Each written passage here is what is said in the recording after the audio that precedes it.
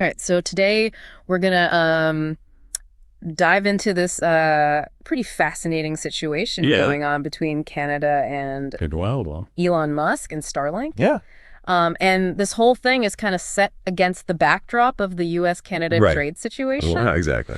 So we're looking at a transcript from a Ring of Fire YouTube video today. Okay, cool. And basically what we want to figure out is what this whole thing tells us about how like international trade and business can Intertwined how they can. Yeah, they can kind of have these weird, Yeah.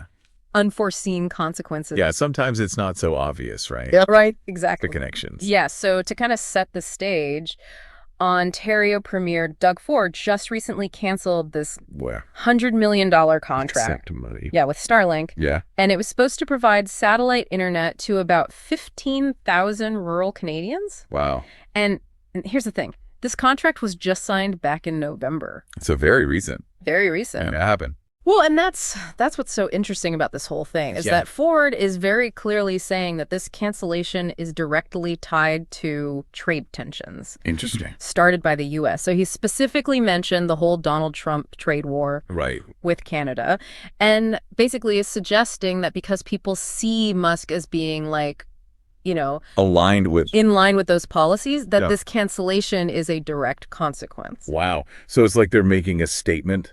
Yeah, it seems that way. Right. And what's interesting is the video we're looking at points out that Canada actually had another bidder for this contract, Okay. a company called Explore. All right.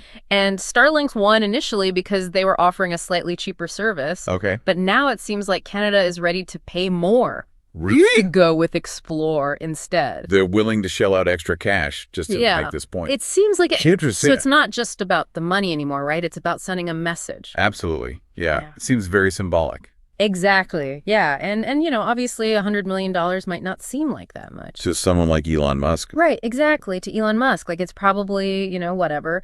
But the video makes this really interesting point Okay. about the long-term financial hit that this could actually be for Starlink. Okay.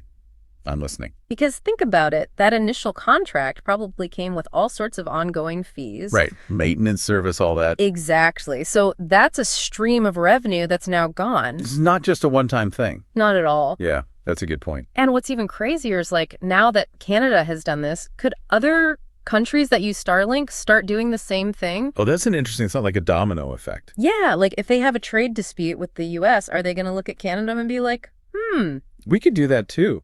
yeah, exactly. Wow. So it could have like global repercussions. Yeah, it could really snowball for Musk and Starlink.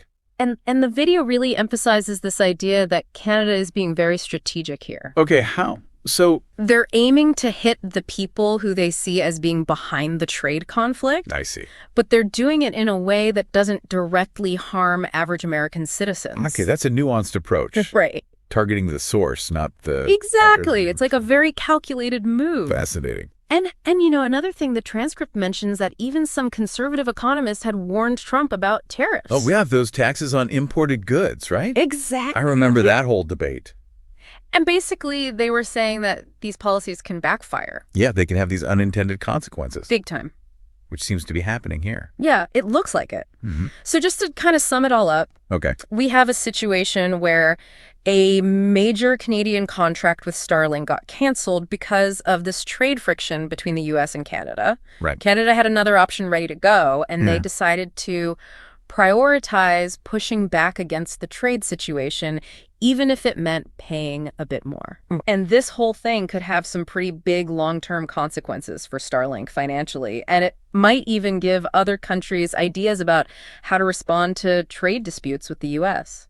Yeah, definitely food for thought. For sure. You know, the thing that really struck me about all of this is how it shows just how connected everything is. Totally. Like, you have these political decisions happening on an international level, Uh-huh. and then suddenly you have this seemingly unrelated business, like satellite internet, getting hit. Yeah, it's like a chain reaction. Exactly. And it makes you wonder, how often does this kind of thing happen? Oh, all the time, I bet. Right? Like, what other industries are out there that we wouldn't think are vulnerable, Right. but actually are because of these global dynamics? It's a great question, and it's definitely something to think about. It is. Well, hey, thanks for diving into this with me. Yeah, this was a good one. It was really interesting. Really interesting stuff. Yeah, Thanks for having me. absolutely.